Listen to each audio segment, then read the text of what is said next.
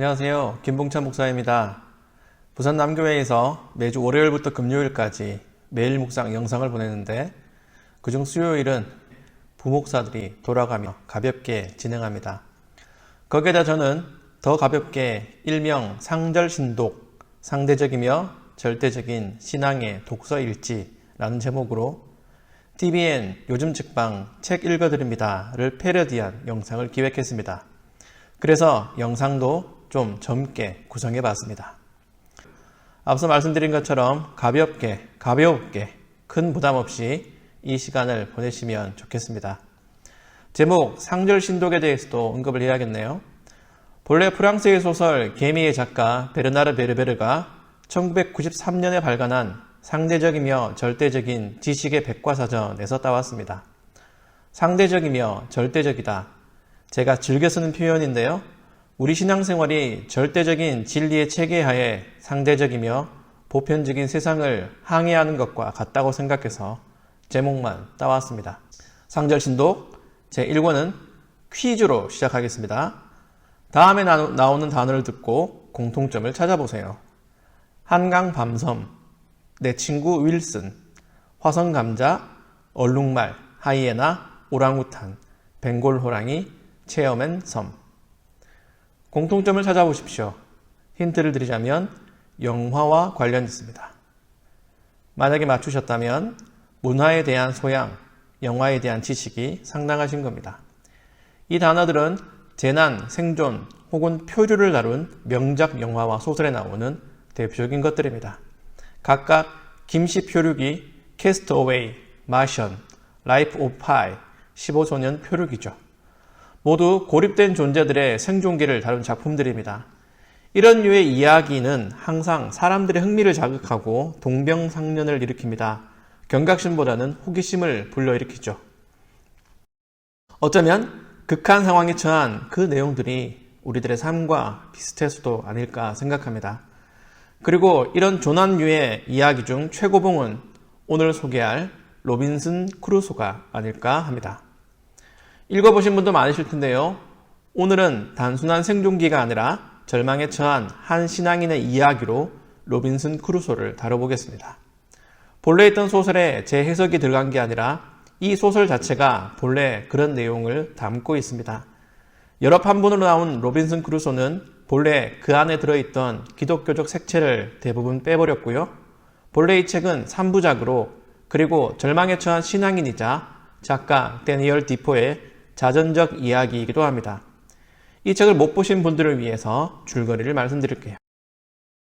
책의 주인공 로빈슨 크루소는 허파에 바람이 들었습니다. 하필 선원이 되려고 해요. 그때 로빈슨의 아버지는 이런 말로 아들을 말립니다. 분명히 말하건대 내가 이 어리석은 발걸음을 내디딘다면 하나님은 너에게 복을 주시지 않으실 거다. 시간이 흐른 후에 너는 아버지의 지혜로운 조언을 왜 무시했을까? 오랜 시간에 걸쳐 반성할 것이고 주위에 도와줄 사람이 아무도 없을 때가 올 것이다. 눈물을 흘리며 이렇게 말하는 아버지의 모습을 본 로빈슨은 자신의 꿈을 버렸습니다. 잠시 포기한 듯 하다가 1년 후에 결국 가출을 합니다. 런던으로 가는 배를 타고 말죠. 허파에 바람이 든 때는 그의 나이 낭랑 18세. 바람이 들다 못해 빵 터져버린 시기는 19살 때입니다. 처음엔 좋았겠죠. 마음먹은 대로 이루어지니까 얼마나 기고만장하겠습니까? 그런데 항구를 떠나자마자 작은 돌풍을 만나고 맙니다. 선원들은 대수롭게 여기지 않는 바람에 잔뜩 놀란 로빈슨. 주인공은 거기서 돌이켰으면 얼마나 좋았을까요? 하지만 두려움을 술로 이겨내고 계속 잘못된 길을 가려고 합니다. 바로 그 다음에 작가는 이런 독백을 적습니다. 그러나 내 앞에 다른 시련이 기다리고 있었다. 하나님은 나에게 변명의 여지가 없게 만드시려고 그분의 섭리 가운데 작정하셨던 것이다. 이 말 그대로 로빈슨은 온갖 풍상을 겪습니다. 폭풍을 만나 배가 침몰합니다. 겨우 살아났지만 집으로 돌아가지 않습니다. 런던까지 걸어가죠. 런던에서 아프리카로 가는 한 배의 선장을 만나서 배를 탑니다. 이번에는 해적을 만납니다. 해적 선장의 노예로 2년을 삽니다.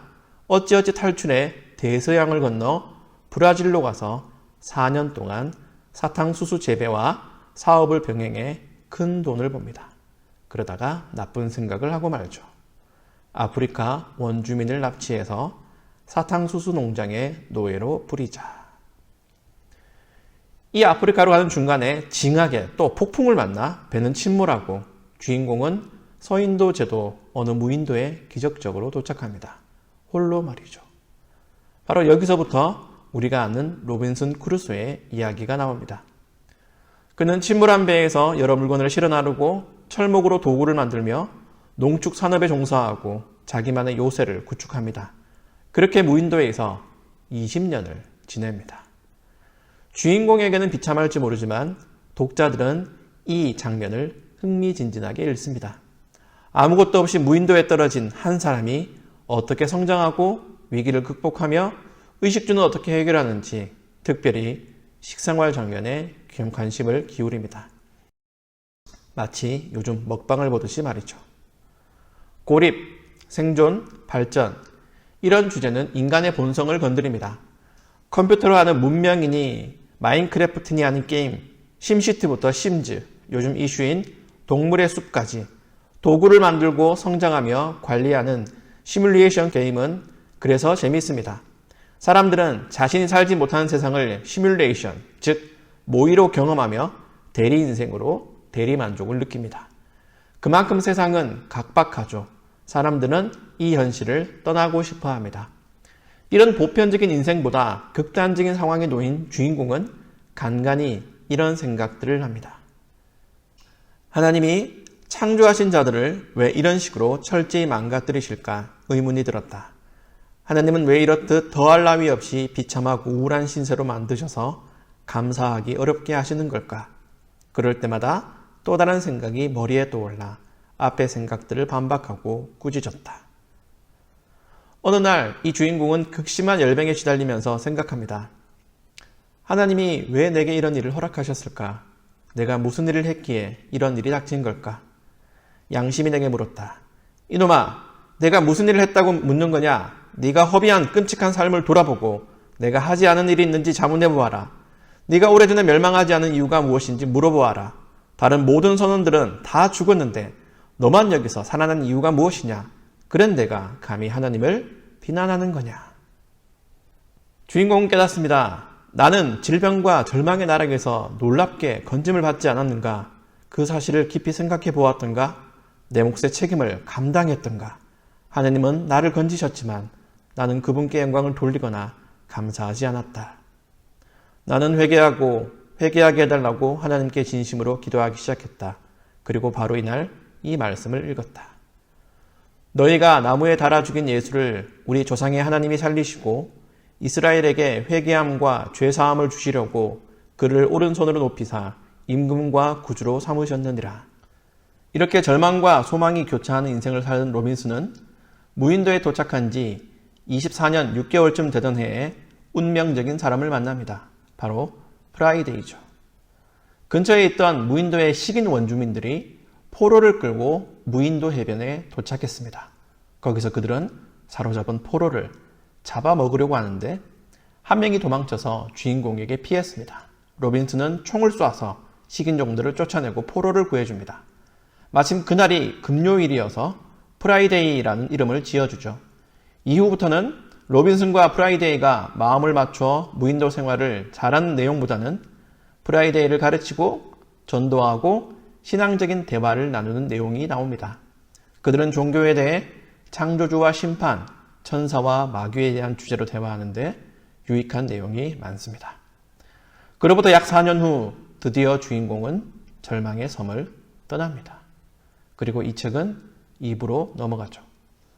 28년여 만에 돌아오니 부모님은 돌아가셨고 여동생 둘과 형이 남긴 조카 둘뿐입니다.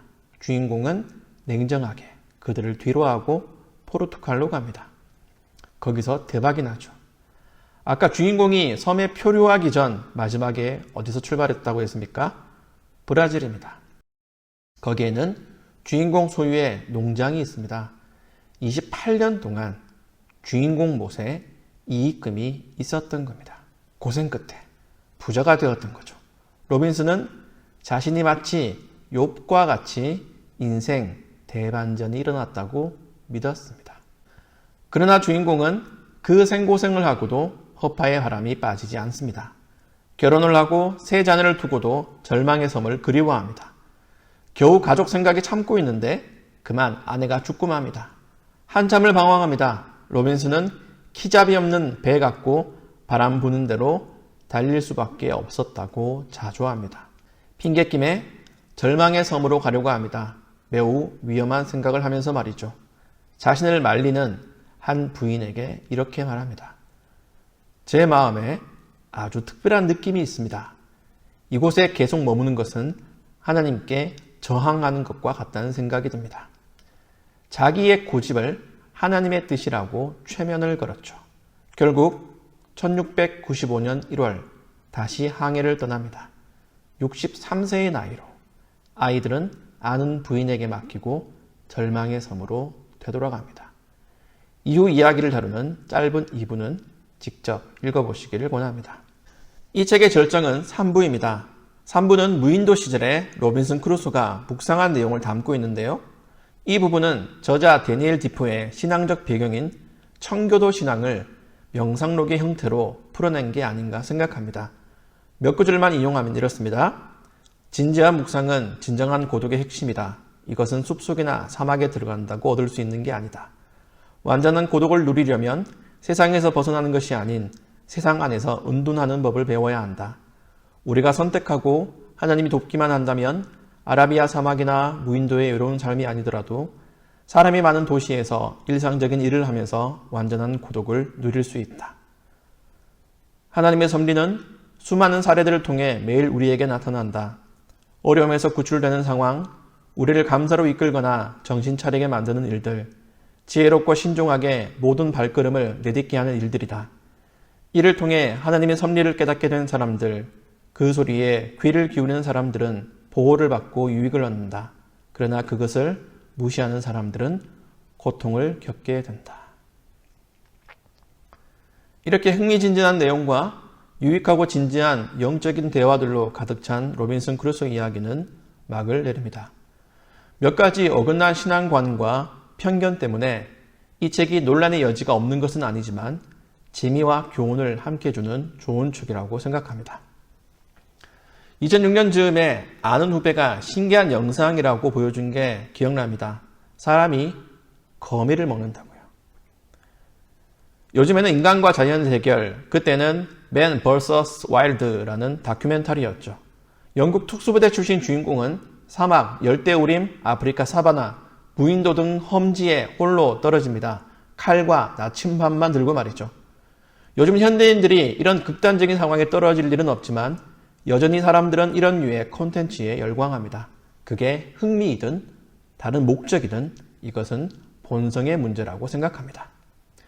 다시 말씀드리지만 본래 있는 동화를 재해석한 게 아닙니다. 로빈슨 크루소는 본래 신앙적인 소설입니다.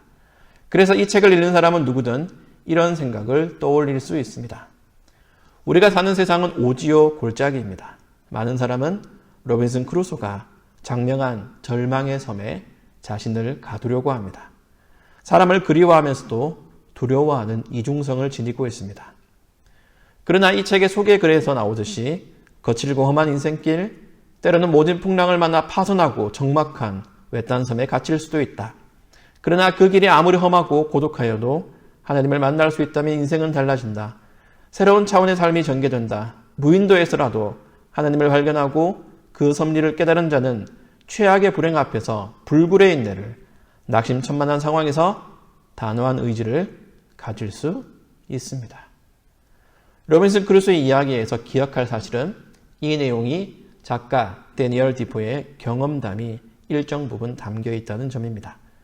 직접 겪은 시공간의 사건 사고, 그 가운데 절망과 희망, 기쁨과 슬픔, 발전과 퇴보를 엮었기에 가상의 로빈슨 크루소는 작가가 되고 내가 되고 우리가 될 수 있는 것입니다.